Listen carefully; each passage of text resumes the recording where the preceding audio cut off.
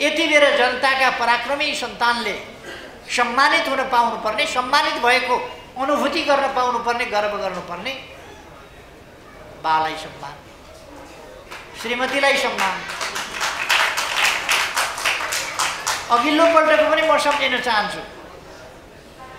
एकजनाको छोरालाई सम्मान, सुपुत्रलाई सम्मान, अर्कोको सुपुत्रलाई सम्मान, अर्कोको सुपुत्रीलाई सम्मान, अर्कोको छोरो महान समाजसेवी, अर्काको छोरी महान समाजसेवी, अर्काको सुपुत्र अर्को महान समाजसेवी। कस्तो विडम्बना यस देशको। घाइतेहरूले सम्मानित हुन पाउनुपर्ने आज त बाउको मुख हेर्ने दिन हो, श्रीमतीको मुख हेर्ने दिन हो, छोराछोरीको मुख हेर्ने दिन हो।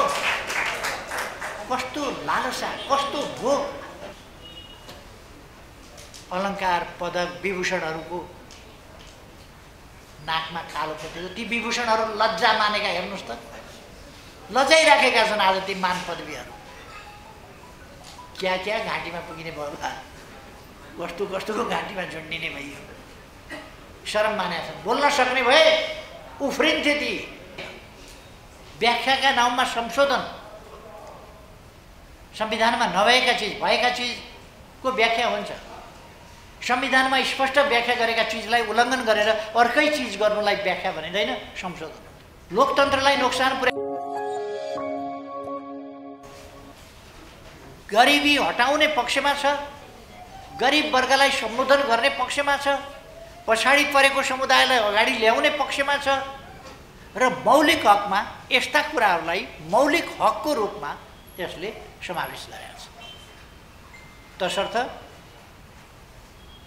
यो वास्तवमा लोकतन्त्रको राजनीतिक पक्ष मात्रै होइन, प्रणालीगत पक्ष मात्रै होइन, राजनीतिक प्रणालीगत पक्ष मात्रै होइन, सामाजिक जीवनका समग्र पक्षहरूलाई राजनीतिक प्रणालीले नेतृत्व गर्नुपर्दछ, डोर्याउनु पर्दछ र ती कुराहरू हासिल गर्नुपर्दछ भन्ने कुरा त्यो स्पष्ट गरेको छ।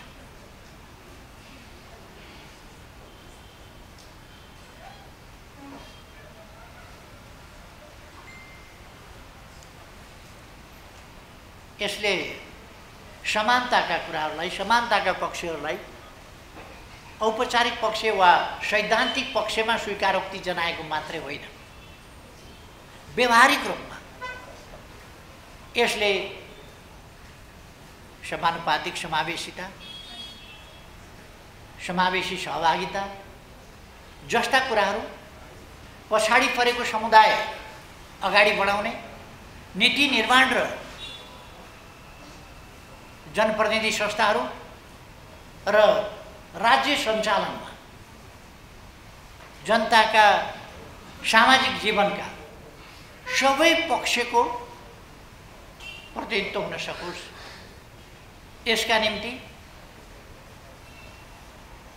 सबलीकरण, हरेक वर्गको समुदायको सबलीकरण, सशक्तिकरण, सामाजिकीकरण जस्ता कुराहरूका निम्ति शिक्षा, स्वास्थ्य, रोजगारी, आवास यस्ता प्रबन्धहरूलाई अघि नै मैले भने मौलिक हक जस्ता कुरामा सामेल गरेर अत्यन्तै हाम्रो संविधानको उत्कृष्टताका हामी कुरा गर्छौँ।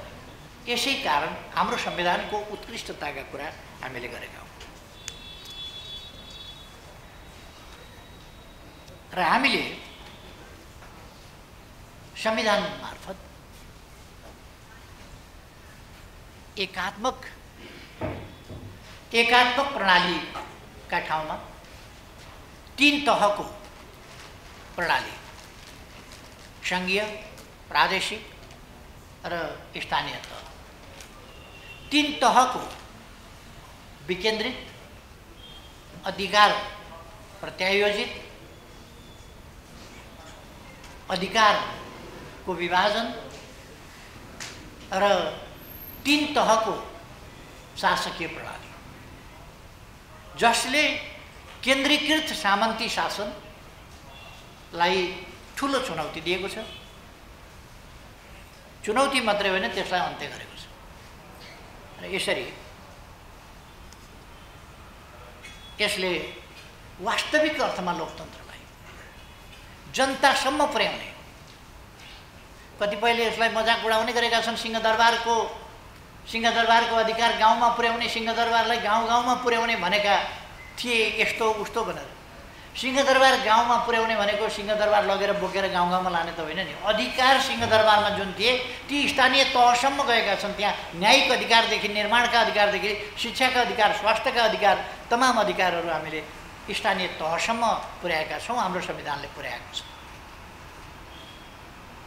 तसर्थ केन्द्रीय शासन, सिंहदरबार भनेको शासन एक ठाउँबाट हुन्थ्यो, सिंहदरबारबाट शासन सञ्चालन हुन्थ्यो भने अब पालिकाबाट शासन सञ्चालन हुन्छ भनेको नै सिंहदरबारलाई गाउँ-गाउँमा पुर्याउने भनेको। सिंहदरबार गाउँ-गाउँमा पुगेको छ। आज शासकहरू गाउँमा आफ्नो तहमा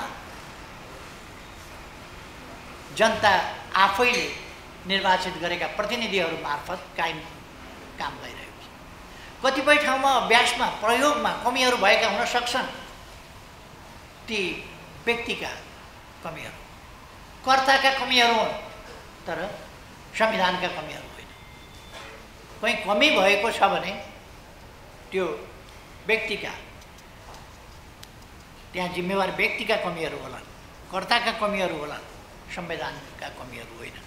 त्यसकारण यसरी यो एकात्मकतालाई, केन्द्रीकृत शासनलाई विकेन्द्रित गरेर जनतालाई अधिकार सम्पन्न बनाउने सङ्घीय प्रणाली हामीले तय गरेका छौँ।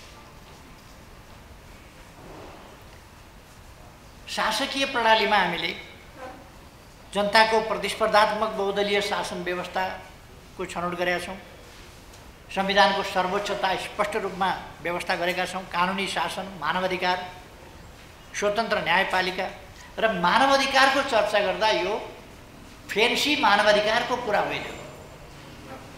मौलिक हकमा 31वटा यस्तो बुँदाहरू, मौलिक धारा 16 देखि लिएर 46 सम्मका, 47 र 48 का कार्यान्वयन सम्बन्धी, अधिकार सम्बन्धीका कुरा दुईटा धारामा छ। तर धारा 16 देखि 46 सम्मका 31वटा धारा मौलिक हक भनेर जहाँ भनिएको छ, तिनले मानवाधिकारको जगलाई अत्यन्तै सुदृढ गरेका छन् र वास्तविक मानवाधिकारको जग बसालेका छन्। त्यस आधारमा मानवाधिकार निर्माण गरेका छन्, अगाडि बढाएका छन्। हामीले स्वतन्त्र न्यायपालिका, शक्ति पृथकीकरणको सिद्धान्त लगायत लोकतन्त्रका विश्वव्यापी मान्यताहरू संविधानले स्थापित गरेको छ। यसको प्रयोगको सन्दर्भमा कहिले कहिले कुनै संस्था चिप्लिएला, कुनै संस्था केही प्रभाव दुष्प्रभावमा पर्ला, कोही केहीमा अल्मलिएला। संविधानले त्यसो गर्नु भनेको छैन। प्रभावमा पर्नु पनि भनेको छैन, दुष्प्रभावमा पर्नु पनि भनेको छैन, चिप्लिनु पनि भनेको छैन, केहीमा अल्झिनु पनि भनेको छैन। कोही अल्झिन्छ भने, त्यस प्रभावमा पर्छ भने त्यो उसको कुनै संस्था विशेषको, कुनै व्यक्ति विशेषको अथवा व्यक्तिहरूको एउटा समूह विशेषको गल्ती हुन सक्दछ। तर संविधानले यी व्यवस्थाहरू गरेको छ। त्यसकारण यो हामीले प्राप्त गरेको ठुलो उपलब्धि हो। हामी किन भनिरहेका छौँ त्यो हामीले चाहिँ मसिनो गरी हेर्न जरुरी छ भन्ने मलाई लाग्छ। यति बेला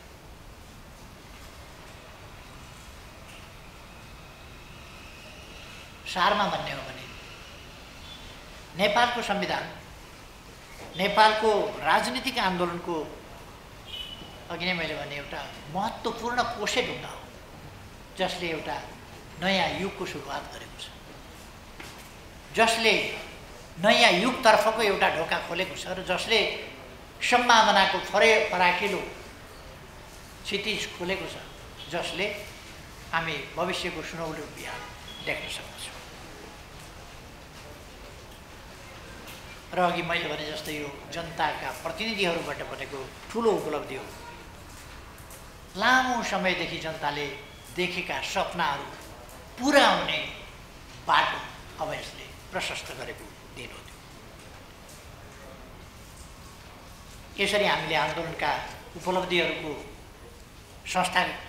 उपलब्धिहरूलाई संस्थागत गरेका छौँ र अब यस प्रकार एक ढङ्गले भन्ने हो भने नेपाली समाजलाई स्थायित्व र समृद्धिको दिशामा यस संविधानले अगाडि बढाउने मार्गदर्शन गरेको छ। त्यसकारण यो एउटा ऐतिहासिक दस्तावेज हो। यो जनताको आकाङ्क्षाको परिपूर्तिको दस्तावेज हो, आन्दोलनको सफलताको दस्तावेज हो। संविधान निर्माणमा विभिन्न पक्षहरूले, विभिन्न शक्तिहरूले, आम जनताले खेलेको महत्त्वपूर्ण भूमिकाहरूको र सबैले गरेका प्रयासहरूको सफलताको यो एउटा द्योतक हो। र यस काममा नेतृत्वदायी भूमिका खेलेकोमा हाम्रो पार्टी, यी सबै काममा नेतृत्वदायी भूमिका खेलेको छ नेकपा एमाले। त्यसकारण म हाम्रो पार्टीले खेलेको भूमिकाप्रति आज यस 7औं संविधान दिवस एवं राष्ट्रिय दिवसको सन्दर्भमा गर्व गर्छु। हाम्रो सिङ्गै पार्टी यसमा गर्व गर्छ हामीले खेलेको भूमिकाप्रति, जसले यी सबै सफलताहरू प्राप्त गर्न सम्भव हो। आगामी दिनमा यसको रक्षा, कार्यान्वयन र विकास अघि नै कमरेड प्रदीप गेवालीले पनि राखिसक्नु भएको छ। हाम्रो कर्तव्य रक्षा, कार्यान्वयन र विकास, यसमा हाम्रो ध्यान जान जरुरी छ। हाम्रो पार्टीको ध्यान गएको छ र त्यो भूमिका प्रभावकारी ढङ्गले हाम्रो पार्टीले खेल्नेछ।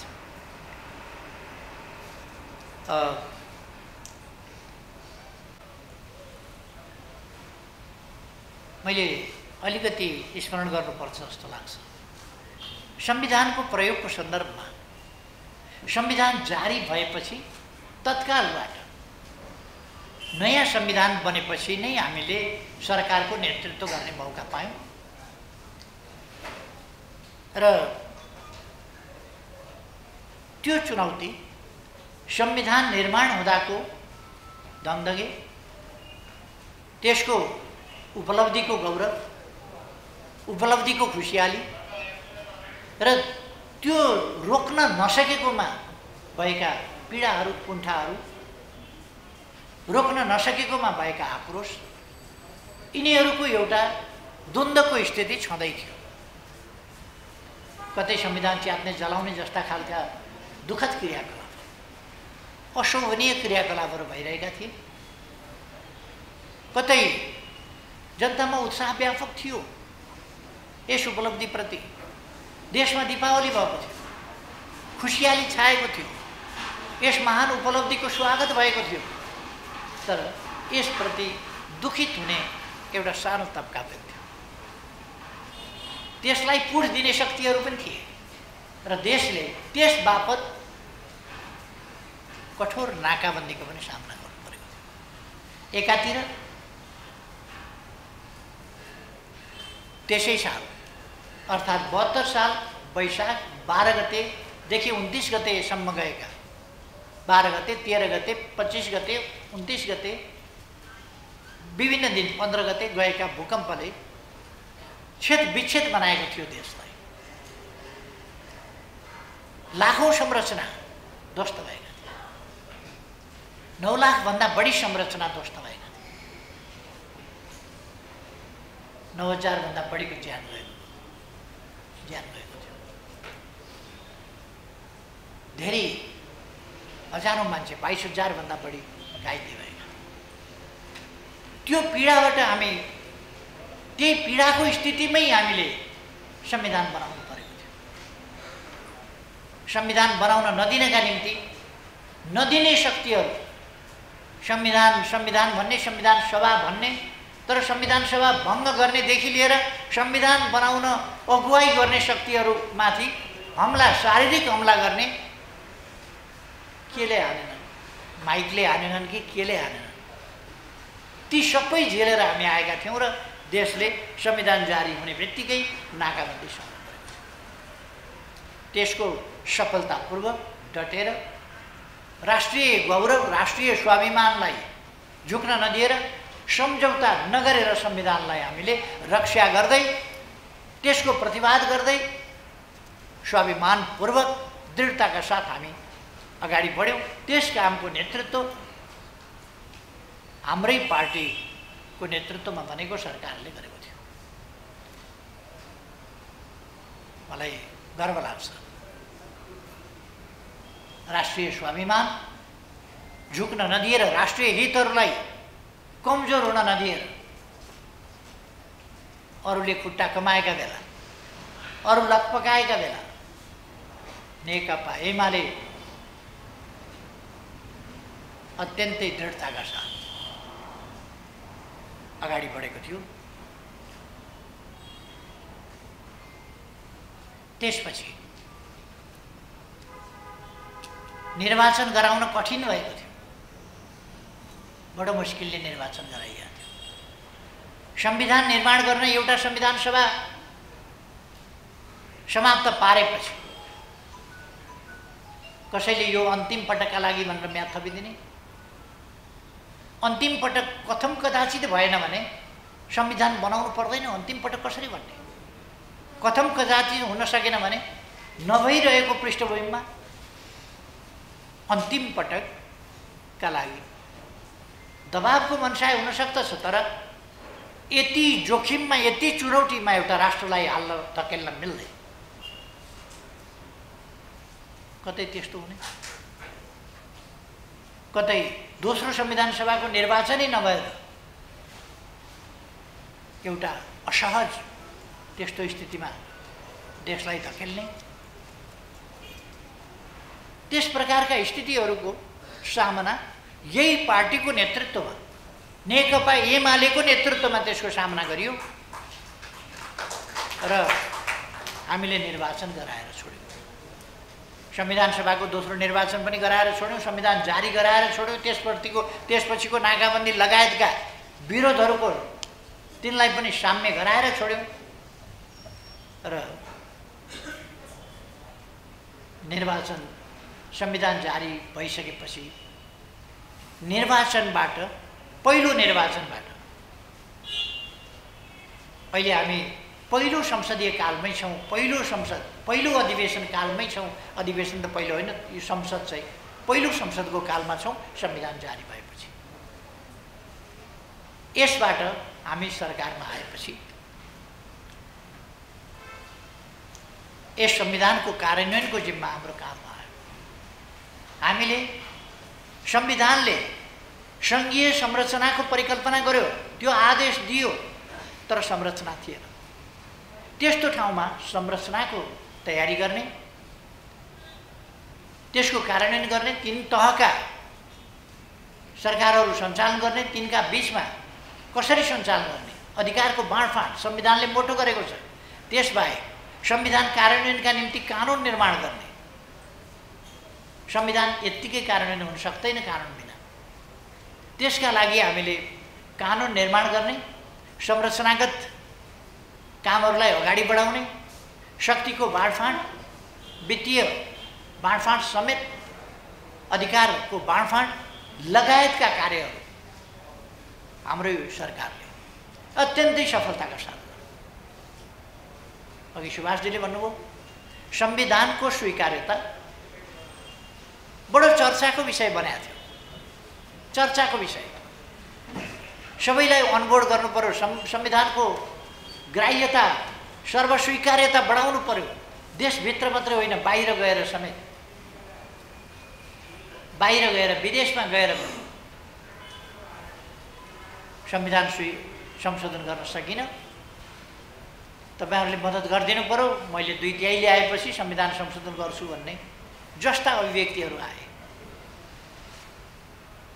संविधानको स्वीकार्यताका नाममा।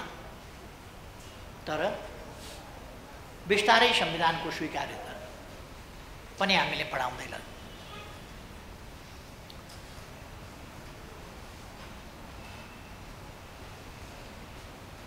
हामीले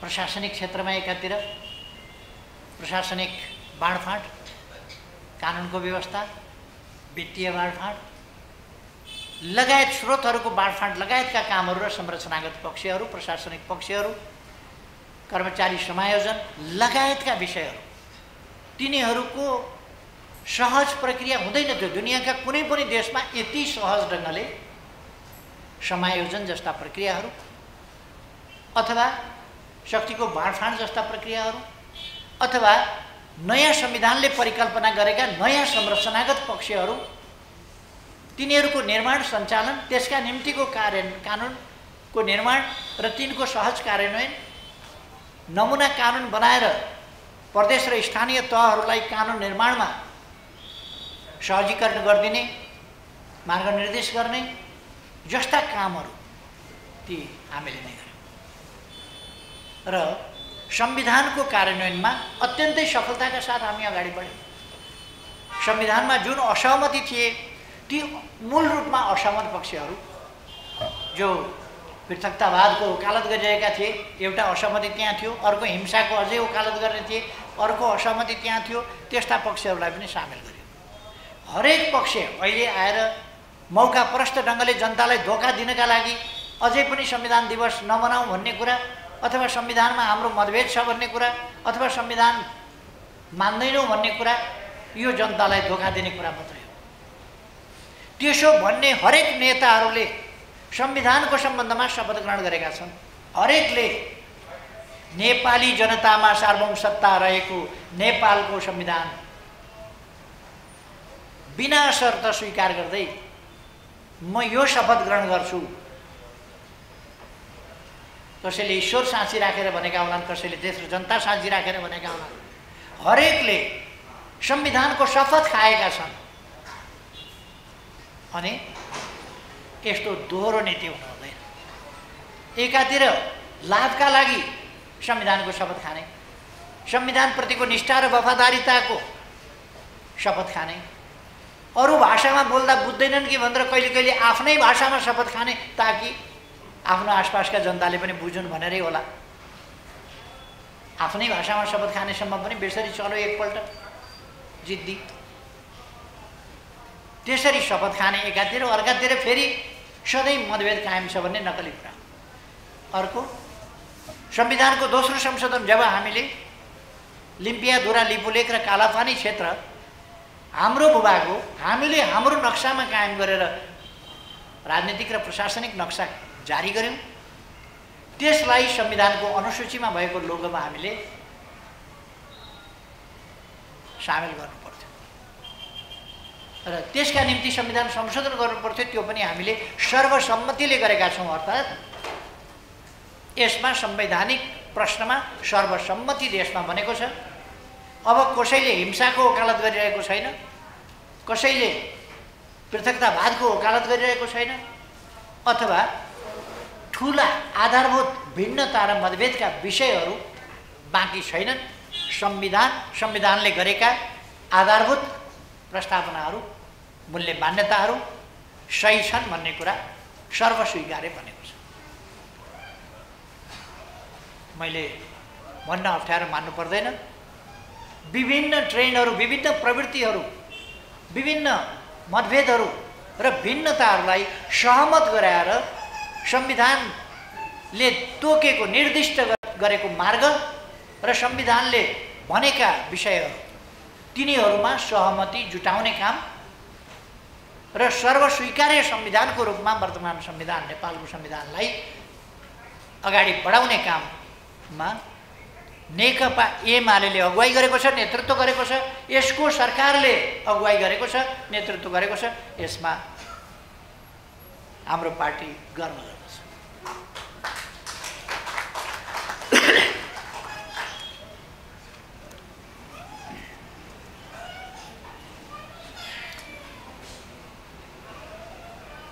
खाली स्मरणको लागि मात्रै म एक दुईटा कुरा भन्न चाहन्छु। अ 2007 सालमा राजनीतिक परिवर्तन भयो, तर राजनीतिक परिवर्तन भयो, जे गर्छु भनिएको थियो, जे कमिटमेन्ट गरिएका थिए ती कमिटमेन्ट पुरा भएन। जे संविधान आउँछ भनिएको थियो, फागुन 7 गतेको घोषणा, त्यसलाई अस्वीकार गरियो, अर्कै संविधान ल्यायो। यद्यपि शब्द गणतन्त्रात्मक भुलवश अज्ञानतावश परेको हुनसक्छ अथवा कसैको प्रभावमा त्यो शब्द परेको हुनसक्छ, तर संविधान सभाबाट निर्मित संविधान भन्ने घोषणा भएको थियो। त्यतापट्टि जाने कुरा पनि गरिएन, त्यतापट्टि जान पनि दिइएन र अर्कै दिशातर्फ राजतन्त्रलाई फेरि निरङ्कुश स्वेच्छाचारी र अधिनायकवादी बनाउने दिशातर्फ धकेलियो। जो राजनीतिक शक्तिहरू आन्दोलनकारी शक्तिहरूका बीचमा उपलब्धिहरूको रक्षा गर्ने प्रश्नमा, तिनलाई सुदृढ गर्ने पक्षमा, तिनलाई अगाडि बढाउने पक्षमा जुन एकता हुनुपर्थ्यो त्यो एकता भएन र मूल आन्दोलनकारी शक्ति त्यति बेला त्यो शक्ति प्रतिक्रियावादी र प्रतिगामी शक्तिहरूसँग मिलेर लोकतन्त्र सुदृढ गर्ने दिवा सपना देख्न थाल्यो, जसले गर्दा लोकतन्त्रका संरचनाहरूको निर्माण हुन सकेन। 13 सालमा टङ्कप्रसाद आचार्यले केही संरचनागत सुरुवात गर्नु, 15 सालको निर्वाचनले त्यसलाई अलिक सुदृढ गर्यो। तर त्यस बीचमा परिवर्तनलाई नसुहाउने खालका, अहिले म त्यसमा तपसिलमा जान चाहन्न, विस्तारमा जान चाहन्न, तर परिवर्तनलाई नसुहाउने खालका अलोकतान्त्रिक राष्ट्रहित विपरीतका अनेक काम परिवर्तित लोकतान्त्रिक प्रणाली भनिएको अवस्थामा परिवर्तनकारी शक्तिको नेतृत्वबाटै त्यसलाई नसुहाउने विपरीतका नकारात्मक कामहरू भए, जसले गर्दा प्राप्त भएका उपलब्धिप्रति, प्रणालीप्रति जनताको विश्वास सुदृढ हुन सकेन। एउटा उल्टा काम भए, त्यसले विश्वास खस्कियो जनताको। अर्कोतिर मिल्न पर्ने शक्तिहरू नमिलेर प्रतिक्रियावादी शक्तिहरूसँग गठजोड गर्ने र मिल्न पर्ने शक्तिहरूसँग सहयात्रीहरूलाई दुत्कार्ने, तिनमाथि प्रतिबन्ध लगाउने, तिनमाथि दमन गर्ने, त्यस प्रकारका क्रियाकलापले गर्दा जनशक्ति एकजुट पनि हुन सकेन र जनताको विश्वास पनि कमजोर भयो, जसले गर्दा 17 सालमा त्यो समाप्त। त्यसलाई राजतन्त्रका फेरि निरङ्कुश हुने, अधिनायकवादी हुने जुन आकाङ्क्षा हुन्, ती आकाङ्क्षाहरू खुलस्त ढङ्गले प्रकट भए र ती आकाङ्क्षाहरू नाङ्गो ढङ्गले, हस्तक्षेपकारी ढङ्गले र लोकतन्त्रका विरुद्ध, जनताका विरुद्ध, जनअधिकारका विरुद्ध आक्रमणकारी ढङ्गले आइलागे र 17 सालको घटना भयो। त्यसपछिको कुराहरूमा अहिले म गइरहनु आवश्यक ठान्दिनँ। 47 सालको परिवर्तनपछि पञ्चायती एकदलीयताको स्थानमा बहुदलीय संसदीय व्यवस्था अनुरूपका संरचनाहरू केही बने। 48 सालमा निर्वाचन पनि भयो। 49 सालमा स्थानीय तहका निर्वाचनहरू, गाविसहरूका, नगरपालिकाहरूका निर्वाचनहरू पनि भए। तर 57 साल 58 सालमा पुग्दासम्ममा तिनलाई पुरै निष्प्रभावी बनाइयो र ती फङ्सनेबल रहन नसक्ने खालको स्थिति बनाइयो। 58 सालमा पुगेपछि त देशले एउटा विभत्स विकृतिको बाटो, भयावह स्थितिको बाटो लियो नै। 3.5 वर्ष अगाडि हामी बिल्कुलै एउटा नयाँ प्रणाली, नयाँ परिपाटी, नयाँ संविधानको चरणमा फेरि प्रवेश गर्यौँ र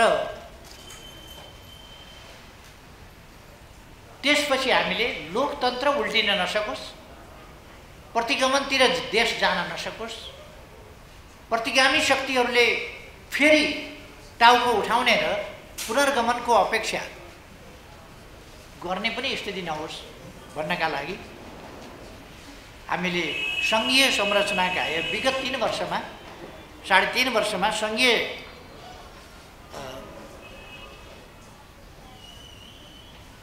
लोकतान्त्रिक गणतन्त्रका संस्थाहरू निर्माणको सक्रियतापूर्वक र दृढताकापूर्वक नेतृत्व गर्यो। त्यसमाथि लगातार त्यसलाई असफल पार्ने प्रयासहरू आन्तरिक र अनेक ढङ्गले हाम्रै पार्टीभित्र र बाहिरबाट र विभिन्न ढङ्गले, मैले त्यसको अहिले व्याख्या गरिरहन चाहन्न, विभिन्न ढङ्गले त्यस्ता प्रयासहरू भए। अहिले आएर त यो तत्कालको विगत अत्यन्तै नकारात्मक र भयावह ढङ्गले अगाडि बढाउने कोसिस भएको छ। र अहिले आएर त ती कोसिसहरू यस्तो तमासामा लोकतन्त्रप्रतिको एउटा मजाकमा जे बोल्यो त्यही हुन्छ, जे गर्यो त्यही हुन्छ जस्तो अवस्थामा पुगेको छ। जनताका बीचमा ताजा जनादेशका लागि जानु प्रतिगमन हुने, संविधान मिचेर जनादेशबाट प्रधानमन्त्री तोक्नु अग्रगमन हुने,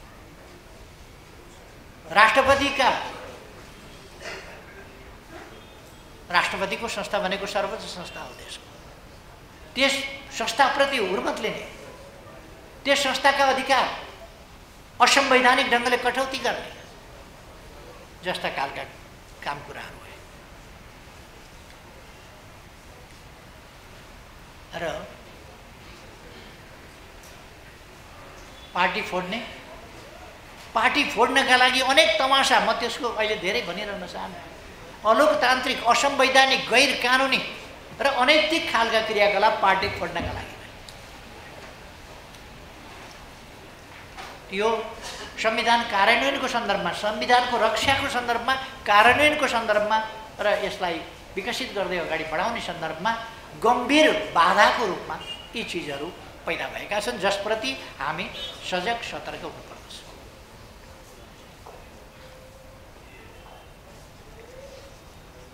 संविधानको व्याख्याका नाउँमा जे हुँदैछ, व्याख्या होइन, व्याख्याका नाउँमा संशोधन, संविधानमा नभएका चिज भएका चिजको व्याख्या हुन्छ। संविधानमा स्पष्ट व्याख्या गरेका चिजलाई उल्लङ्घन गरेर अर्कै चिज गर्नुलाई व्याख्या भनिँदैन, संशोधन। जसको अधिकार संसदको 2/3 मात्रै छ, अरूसँग छैन। तर अन्यत्रबाट यस प्रकारका काम हुन थालेका छन् र राजनीतिक उद्देश्यमा ती प्रयोग हुन थालेका छन्, जुन खतरनाक कुरा हो देशका लागि, जसले जीवन दाउमा राखेर लोकतन्त्रका लागि, लोकतन्त्रलाई संस्थागत गर्न संविधान चाहिन्छ, संविधानका लागि संविधान कार्यान्वयन गर्न कानुनहरू चाहिन्छ, त्यसका लागि संरचनाहरू चाहिन्छन्, त्यसका लागि त्यस अनुसारका आचरण चाहिन्छ, ती आचरणका लागि जसले जीवन समर्पित गरेको छ, सङ्घर्षमा होमिएको छ, बलिदान दिएको छ, कठिनाइहरू झेलेको छ, दुःख कष्टहरू झेलेको छ, ती जनताका लागि, तिनका लागि त बडो पीडाको कुरा हो नि। कसैका लागि मजाक हुनसक्छ जसले एक थोपा पसिना बगाएको छैन, लोकतन्त्रका लागि मजाक हुनसक्छ। लोकतन्त्रका मूल्य मान्यताहरू कतै हेरफेर साटफेर हुन सक्छ, लेनदेन हुन सक्लान् कतै, तर जसले बलिदान दिएको छ, जसले परिवारका सदस्य गुमाएको छ, जसले अङ्गभङ्ग भएको छ आन्दोलनका लागि, जसको जिन्दगी समर्पित भएको छ, तिनका लागि त यो मजाकको विषय होइन। तिनका लागि त यो लेनदेनको, जीवनसँग लेनदेन गरेर, जीवनसँग रगतसँग लेनदेन गरेर मात्रै यो उपलब्धि प्राप्त भएको छ। त्यसकारण यसप्रति हामी बहुतै गम्भीर र चिन्तित हुन जरुरी छ। रक्षा, संविधानको रक्षा आज एउटा महत्त्वपूर्ण विषयको रूपमा उपस्थित भएको छ। नेपालीहरू सजग हुनुपर्दछ।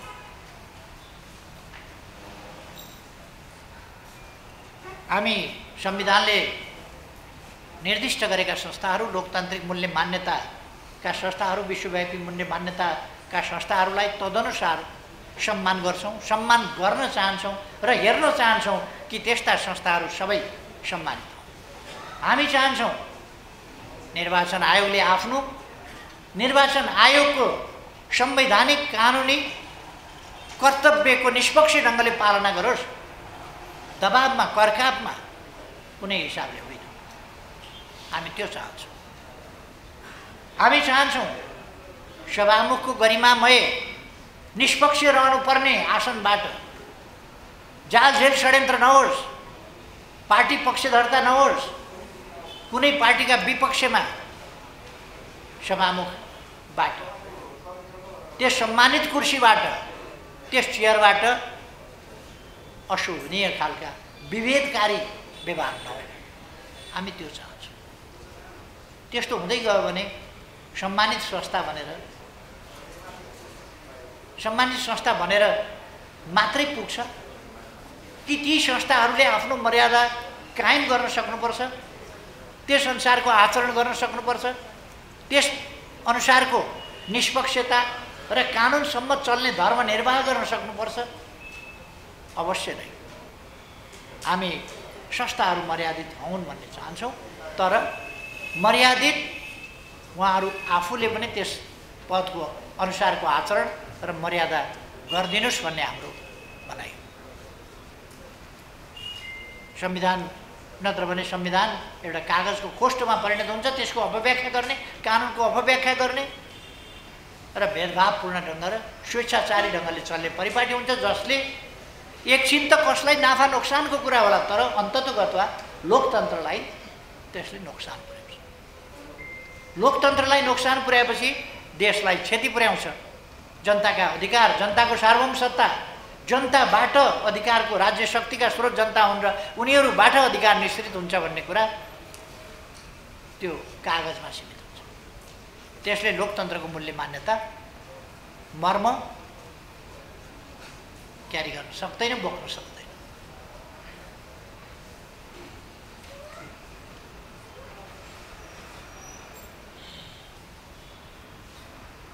हामीले पार्टीका नीति र कार्यक्रममा आधारित भएर घोषणापत्रमा उल्लेखित निर्वाचनमा जनता सामु गरेका प्रतिबद्धता पुरा गर्नका लागि नेकपा एमाले समृद्ध नेपाल सुखी नेपालीको रूपमा राष्ट्रिय आकांक्षालाई सूत्रबद्ध गरेर त्यसलाई परिपूर्ण लोकतन्त्र अथवा कम्प्रेहेन्सिभ डेमोक्रेसीको रूपमा, पोलिटिकल डेमोक्रेसी मात्रै होइन, त्यो कम्प्लिट डेमोक्रेसी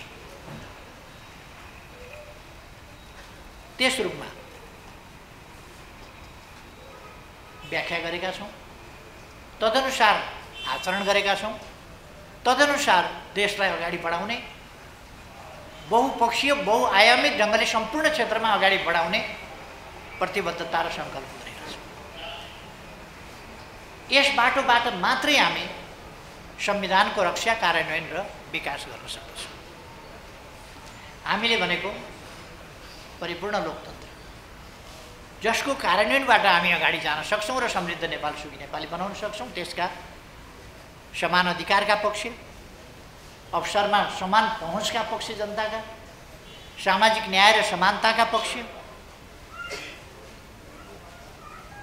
सुरक्षा एवं सम्मानका पक्ष, सुरक्षित भयरहित जीवन, सम्मानित जीवन जिउन पाउने अधिकारका पक्ष लगायतका कुराहरूलाई हामीले समृद्ध नेपाल सुखी नेपालीका मुख्य आधार स्तम्भको रूपमा व्याख्या गरेका छौँ र व्यवस्थित गरेका छौँ। हामीले प्राप्त गरेको 5 वर्षको अवधि, एउटा कार्यकाल 5 वर्षको अवधि, त्यसलाई हामीले 5 भागमै विभाजित गरेर खास गरी चार हिस्सामा हामीले विभाजित गर्यौँ। त्यसलाई पहिलो वर्ष राज्यका संरचनागत पक्षहरू, कानुनी पक्षहरू, यी पक्षहरूको बाँडफाँडका पक्षहरू, यिनीहरूलाई व्यवस्थित गर्ने वर्षको रूपमा हामीले कार्यान्वयन गर्नुपर्थ्यो, अगाडि बढाउनु पर्थ्यो। दोस्रोलाई समृद्धिको आधार वर्षको रूपमा हामीले त्यसलाई अगाडि बढाउनु पर्थ्यो, हामीले त्यसै गरी अगाडि बढाउँ। तेस्रो र चौथो वर्षलाई हामीले समृद्धिका लागि, सुशासनका लागि र समृद्धिका लागि, विकासका लागि जुन कामहरू गर्छौँ तिनलाई तीव्र गतिका साथ निरन्तरता दिनुपर्थ्यो र त्यस रूपमा हामीले अगाडि बढायौँ। अन्तिम वर्ष कामको समीक्षा र नयाँ प्रस्तावको तयारीको वर्ष बनाउनु पर्थ्यो। त्यो कुरा हामीले तेस्रै वर्षदेखि हामीले बनाउन नपाउने खालको स्थिति बन्यो र अहिले देश कस्तो अवस्थामा छ हामी सबैलाई थाहै छ। म अहिले तथ्याङ्कहरूमा जान चाहन्न। हामीले संविधान कार्यान्वयनको सन्दर्भमा संविधान कार्यान्वयन भनेको जनतालाई सबल बनाउने, देशलाई विकासको बाटोमा अगाडि बढाउने। त्यसको सन्दर्भमा हामीले के गर्यौँ, कति उपलब्धि हासिल गर्यौँ, कस्ता उपलब्धि हासिल गर्यौँ, छोटोमा मात्रै हामीले यसो भन्यौँ भने, यसो सम्झिँदाखेरि मात्रै पुनर्निर्माणका कामहरू, म यता पुनर्निर्माणका काममा हामीले के गर्यौँ त्यो भनिरहन चाहन्न।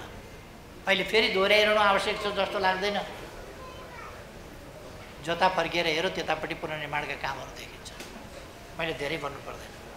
तर यी 3 वर्षमा हामीले के गर्यौँ त भन्दा, प्रतिदिन 5 किलोमिटरभन्दा बढी कालोपत्री सडक, डबल लेन, 4 लेन, 6 लेनका कालोपत्री सडक 5 किलोमिटरभन्दा बढी कमसेकम हरेक दिन बनायो। यो नेपालको इतिहासमा असाधारण रेकर्ड हो।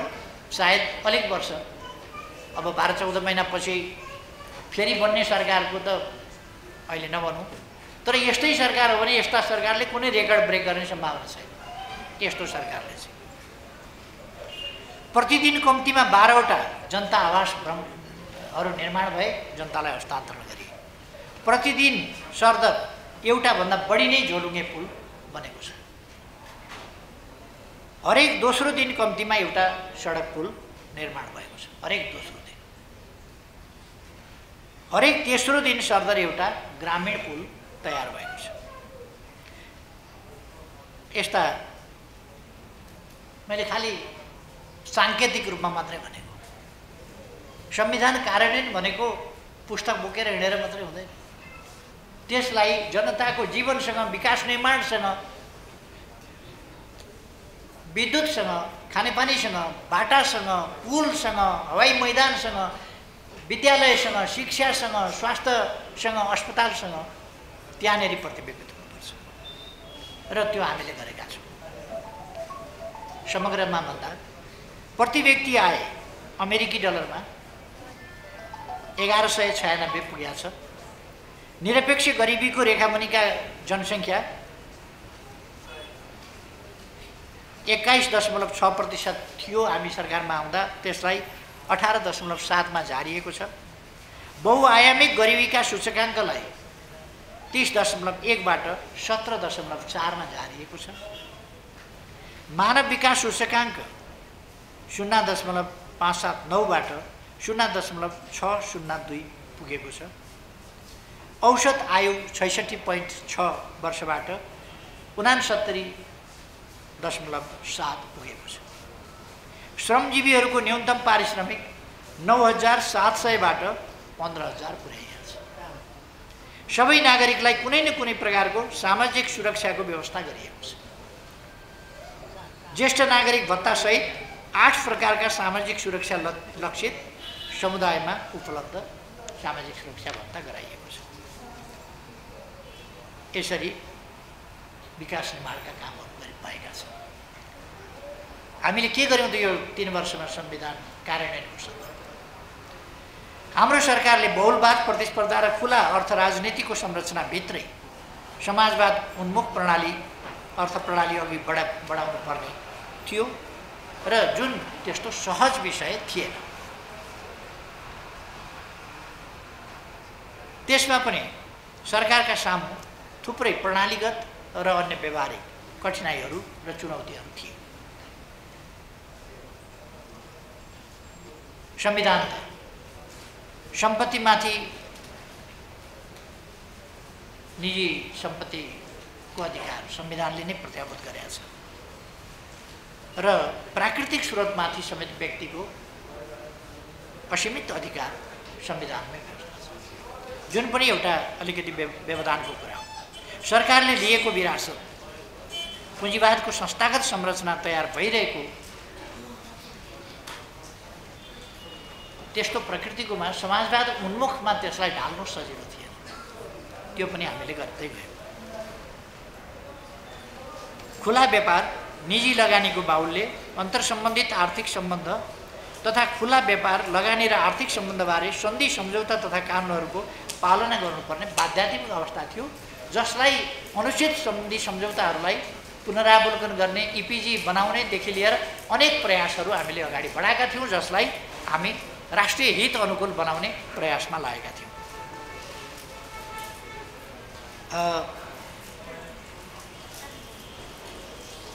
सरकारको विकास निर्माणका कामहरू कार्यक्रमहरू सञ्चालन गर्नका लागि वैदेशिक लगानी अनुदान जस्ता कुराहरूमा भर पर्नुपर्ने अवस्था थियो, जसलाई हामीले त्यो निर्भरतालाई घटाउँदै दात्री निकायहरूसँग सन्तुलित र समन्वयात्मक ढङ्गले पेश हुनुपर्ने र त्यस्तो व्यवहार गर्नुपर्ने थियो र हामीले आफ्ना प्राथमिकता र आफ्ना आवश्यकता अनुसार वैदेशिक सहायता र ऋणलाई परिचालित पनि गर्नु थियो।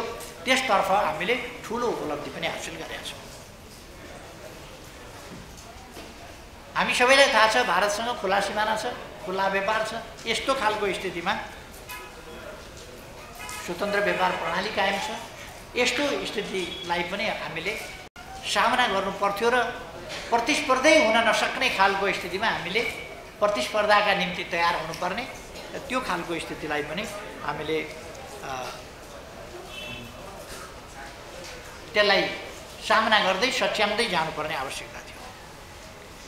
सङ्घीयताको संरचना, त्यसले सुनिश्चित गरेको स्वायत्तता, भिन्न भिन्न विचार राख्ने दलहरू बीचको प्रतिस्पर्धामा गैर कम्युनिस्ट पार्टीका समेत प्रदेश र स्थानीय तहमा सरकार निर्माण भएको स्थितिमा तिनीहरूसँग समन्वयात्मक ढङ्गले एकातिर कम्युनिस्ट पार्टीका संरचनाहरू छन्, प्रतिनिधित्व छ, अर्कातिर अरू पार्टीका पनि छन्, भिन्न भिन्न विचार छ। यस्तोमा एउटा नयाँ अभ्यास, यो बिल्कुलै पृथक अभ्यास हो, नयाँ अभ्यास हो नेपालको सन्दर्भमा। यसलाई हामीले सन्तुलित ढङ्गले अगाडि बढ्यौँ र प्रदेश अथवा स्थानीय तहमा सङ्घीय सरकारको एउटा पूर्ण रूपमा पकड पनि र त्यसले सन्तुलन र गाइड गर्ने स्थिति पनि त्यो निर्माण भयो। पहिले छँदै थिएन, त्यसमा सुधार गर्नु छ अलिकति। विभिन्न सामाजिक पछौटेपन लगायतका सामन्तवादी सोचहरू र पछौटेपन, त्यसका अवशेष मूल्य मान्यताहरू, तिनीहरूसँग पनि हामीले सामना गर्नुपर्ने जस्ता कुराहरू पनि हामी ती अन्त भएका थिएन। त्यसलाई अन्त्य गर्दै हामीले समाजवादतर्फ त्यस अनुसारको चेतना निर्माण गर्न अगाडि बढ्नु पर्थ्यो। हामीले हाम्रै प्रकारको सङ्घीयतालाई व्याख्या गर्नुपर्ने, त्यसको कार्यान्वयन कसरी गर्ने, आफ्नै मौलिक ढाँचा हुने, त्यस मौलिक पारामा पनि हामीले अगाडि बढ्नु थियो, जसलाई हामीले सहज रूपमा अगाडि पनि बढाएका छौँ। 3 वर्षको अवधिमा सबै कुरा भइहाल्न सम्भव थिएन। तैपनि हामीले कानुनी, संस्थागत, नीतिगत, प्रशासनिक र आर्थिक सामाजिक परिवर्तन एवं रूपान्तरण जे जति काम गरेका छौँ, धेरै काम गरेका छौँ र ती सबै समाजवादतर्फको हाम्रो यात्रालाई जग बसाउँदै र बाटो कोर्दै अघि बढ्न सहयोगी नै भएका छन्। अब संविधान कार्यान्वयनका सन्दर्भमा अघि सुभाषजीले सुरुबाटै भनिहाल्नुभयो, संविधान कार्यान्वयनका सम्बन्धमा आजको गठबन्धनले के गर्दैछ, आज देश कस्तो स्थिति भोग्दैछ।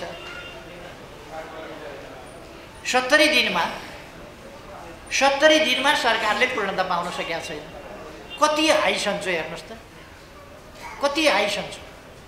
चिन्ता केमा छ? आज संविधान दिवस, यो संविधान दिवसलाई जनताले आफ्नो संविधान दिवस ठान्नुपर्ने, यति बेर जनताका पराक्रमी सन्तानले सम्मानित हुन पाउनुपर्ने, सम्मानित भएको अनुभूति गर्न पाउनुपर्ने, गर्व गर्नुपर्ने। बालाई सम्मान, श्रीमतीलाई सम्मान। अघिल्लो पल्टको पनि म सम्झिन चाहन्छु। एकजनाको छोरालाई सम्मान, सुपुत्रलाई सम्मान, अर्कोको सुपुत्रलाई सम्मान, अर्कोको सुपुत्रीलाई सम्मान, अर्कोको छोरो महान समाजसेवी, अर्काको छोरी महान समाजसेवी, अर्काको सुपुत्र अर्को महान समाजसेवी। कस्तो विडम्बना यस देशको। कस्ता भोका झुकाहरू पुगेका छन् शासनमा। लाज लाग्छ संविधान दिवसका दिन बोल्दा। संविधान दिवसका दिन त संविधान ल्याएकोमा, लोकतन्त्र पाएकोमा, यो सफलता पाएकोमा शहीदका सन्तानले गर्व गर्न पाउनुपर्ने, शहीदका आमा बाबुले गर्व गर्न पाउनुपर्ने, घाइतेहरूले सम्मानित हुन पाउनुपर्ने। आज त बाउको मुख हेर्ने दिन हो, श्रीमतीको मुख हेर्ने दिन हो, छोराछोरीको मुख हेर्ने दिन हो। कस्तो लालसा, कस्तो भोक। कस्तो आकांक्षा, कस्तो अतृप्ति।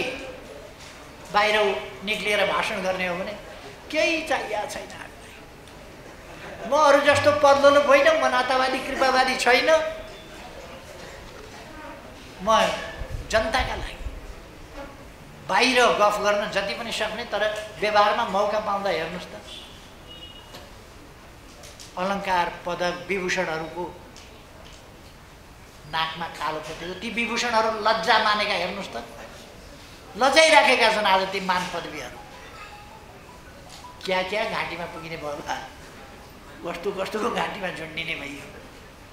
शरम मानेका छन्। बोल्न सक्ने भए उफ्रिन्थे ती, तर बोल्न सक्दैनन्।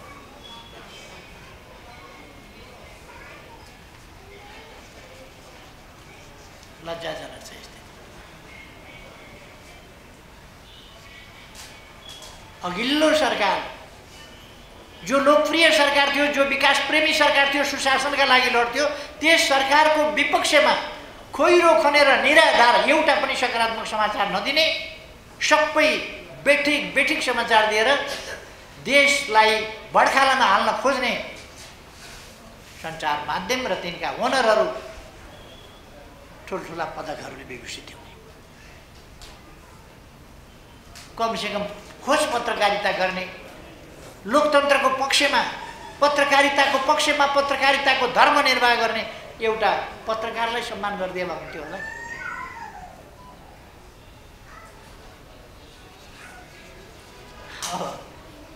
झगडियाहरू सम्मानित, मुद्दा हाल्ने सम्मानित,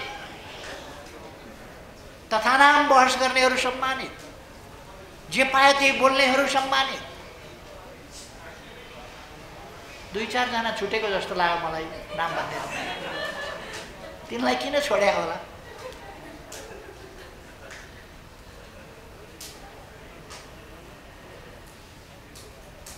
मुद्दा जिताइदिने, हराइदिने, कता तराजु पल्टे फर्काइदिने। तराजु पनि गजब रहेछ क्या। आँखा पट्टि बाँधे हुन्छ श्रीमानहरूले, छाम्दा त थाहा पाइन्छ नि तराजु, हात बाँधे आउँदैन फेरि। कतापट्टि के फैसला गरिदिनु पर्ने छ, कतापट्टि के गरिदिनु पर्ने छ। सम्मान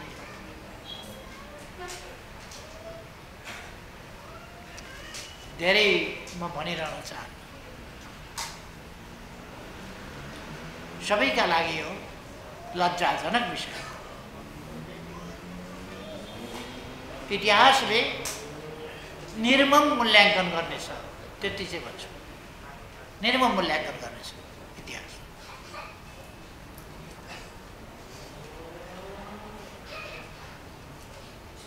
सरकार केमा लागेको छ? अहिले उद्यमी व्यवसायीहरू सेटिङ भयो भनेर कराइरहेका छ। यो बीचमा प्रतिस्थापन विधेयक भनेर ल्याएको के का लागि रहेछ भन्दा सेटिङका लागि रहेछ भनेर व्यापारीहरू भनिरहेका छन्, दौडिरहेका छन्, पीडा पोखिरहेका छन् सडकभरि। आज उद्यमी व्यवसायीहरू 4 जनालाई पोस्ने, दर्जनौलाई समाप्त पारिदिने, ठुला ठुला उद्योग खतम पारिदिने यस्तो काम बरु यो सेटिङमा भएको छ भनेर व्यवसायीहरू खुद, उद्यमीहरू खुद भनिरहेका छन्। अनि होइन भन्ने आधार भेटिँदैन।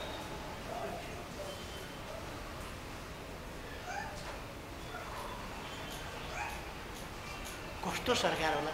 70 दिनमा सरकारले पूर्णता पाउँदैन। 2 महिनापछि बजेट होलिडे। बाबा, बजेट बिना सरकार चलेको छ। बजेट होलिडे कस्तो कस्तो आश्चर्यको कुरा हो। Budget holiday.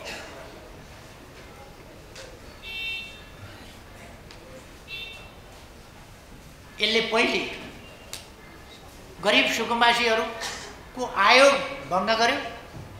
भङ्ग किन गरेको रहेछ भन्दा आफ्ना मान्छेलाई जागिर पाउँछ। प्रतिस्पर्धाबाट आएका नियुक्ति पाएका मान्छेहरू फटाफट निकाल्यो, आफ्ना मान्छे नियुक्त गर्यो।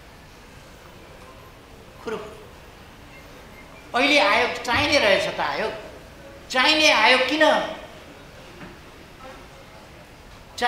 किन भङ्ग गरे भनेको त आफ्ना मान्छेलाई जागिर खुवाउने बाहेक केही पनि छैन। मेलम्चीको पानी ल्याउनेतिर यो सरकारको ध्यान छैन। यही सरकार यस्तै रहने हो भने 2 वर्ष 3 वर्षमा पनि यसले मेलम्चीको पानी ल्याउन सक्छ। मैले भनेको थिएँ जनवरी भित्र हामी मेलम्चीको पानी काठमाडौँमा झार्छ। मैले गएर आफैले हेरेर निरीक्षण गरेर मैले भनेको थिएँ यति काम हामी यस समयभित्र सक्छौँ। यो सरकारले वैशाखभित्रमा भन्यो। वैशाखभित्रमा वैशाख त आइहाल्छ नि, आश्विन 3 गते भइसक्यो। अब 6 महिनामा वैशाख आउँछ। 6 महिनामा एउटा कोदालो यिनीहरूले खनेको हुँदैन। एक फरुवा एक कोदालो माटो त्यहाँबाट उठाएको हुँदैन। कहाँबाट चाहिँ पानी आउँछ मेलम्ची? सम्भवै छैन। केही पनि गर्दैन। त्यता ध्यानै छैन त। मौका मिले मान पदवी बाँडा देखिहाल्नु भने। यो त उहिले गाउँघरतिर गरिबी हुन्थ्यो। त्यो गरिबी भएका ठाउँमा आफ्ना छोराछोरीलाई यसो मासु खुवाउनका लागि भान्से लाग्न कोही जान्थे क्या, त्यस्तो देखेँ। यी त आफ्नाहरूलाई बाँड्नका निम्ति डाडु पुण्य समात्या रहेछ। 5 अरब पैसा 5 अरब 10,000 का दरले कार्यकर्तालाई दसैँ खर्च दिने। यो त घोषणा गरिसके यिनीहरूले। 5 अरब 5 लाख मान्छेलाई 10,000 का दरले दिने। दसैँ खर्च बाहेक के हो त? 10,000 दिने भनेको के हो? दसैँ खर्च बाहेक। दसैँ खर्च लाज शरम नभएपछि त जे गर्दा पनि हुँदो रहेछ। किन राष्ट्रपतिबाट बाँडिरहनु पर्यो? त्यो बनेका ठाउँबाट लिएर जाऊ न घर घर त्यो मान पदवी। किन त्यहाँ राष्ट्रपतिबाट बाँडिरहनु पर्यो? आफै लैजाऊ न, आफै घर घर लैजाऊ।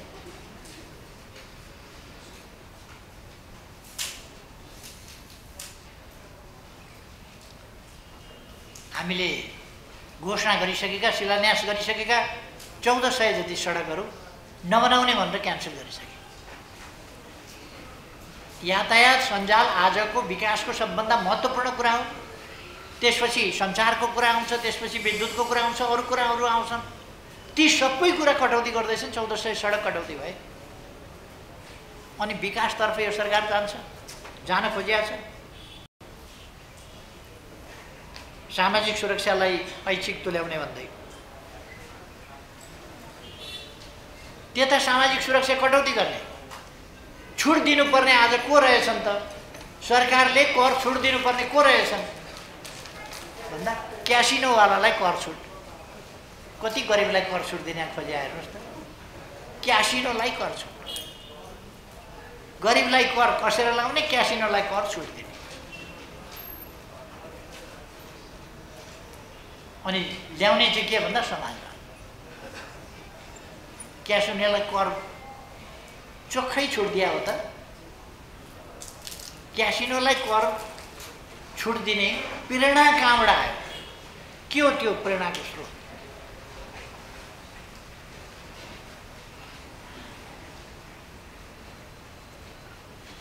गजब त के भने इन्टरनेसनल्ली नेपाल बदनाम गर्ने, लगानी गर्नलाई स्रोत नखोज्ने। म अहिले भन्दिनँ, सञ्चार माध्यमहरूले खोजे हुन्छ। कसलाई छुट दिन खोजेको हो?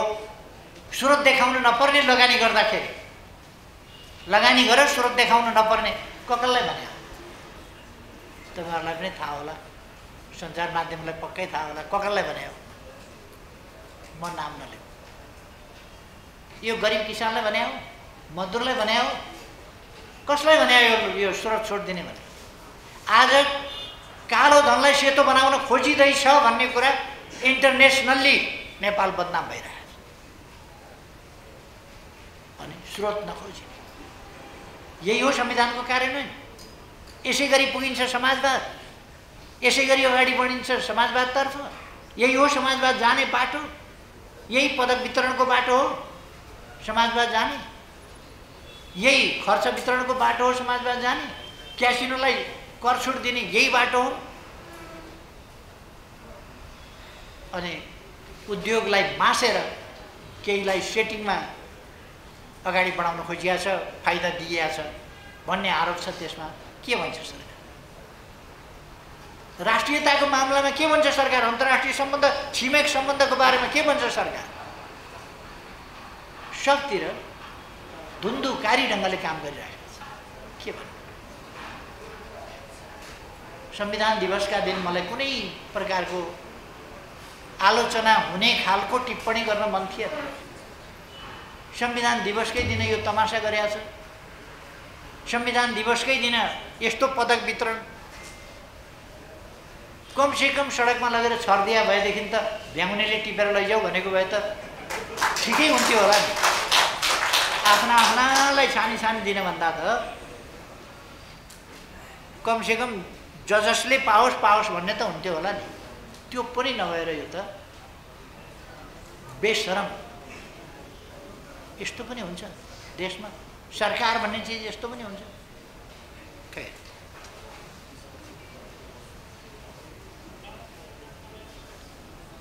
अब 70 दिन त भयो यो सरकारको, यस्तो अवस्थामा चलेको छ। यसरी संविधानको रक्षा, संविधानको कार्यान्वयनको बाटोमा यो सरकार हिँडेन। आज संविधान दिवस, राष्ट्रिय दिवसको सन्दर्भमा हाम्रो पार्टीको, मेरो पार्टीको चिन्ता के हो भने सरकार संविधान रक्षाको बाटोमा, संविधान कार्यान्वयनको बाटोमा हिँडेन। दुःख हो। म सरकारलाई सजग गराउन चाहन्छु। यस सन्दर्भमा आम नेपाली जनतालाई आग्रह गर्न चाहन्छु, जुन बाटो सरकारले लिइरहेको छ त्यो बाटो प्रतिगामी, यो सरकार बनेकै प्रतिगामी तरिकाले बनेको छ। यो प्रतिगामी सरकार हो र यसका काम कारबाहीहरू जनविरोधी र प्रतिगामी छन्। यसले संविधानको रक्षा गर्ने कुरामा र कार्यान्वयन गर्ने कुरामा गम्भीर बाधा पुर्याइरहेको छ र अरू थप पुर्याउँछ। त्यसकारण सम्पूर्ण दाजुभाइ दिदीबहिनीहरूमा म आग्रह गर्न चाहन्छु, यस्ता प्रवृत्ति, क्रियाकलाप, चिन्तन, यी कुराहरूसँग हामी सजग रहनु पर्दछ र रखबारी गर्नुपर्छ। अन्त्यमा फेरि एकपल्ट म सबैमा, सम्पूर्ण नेपालीहरूमा बधाई भन्न चाहन्छु यस संविधान दिवसको सन्दर्भमा, राष्ट्रिय दिवसको सन्दर्भमा, र सबैमा धेरै धेरै शुभकामना भन्न चाहन्छु। धन्यवाद।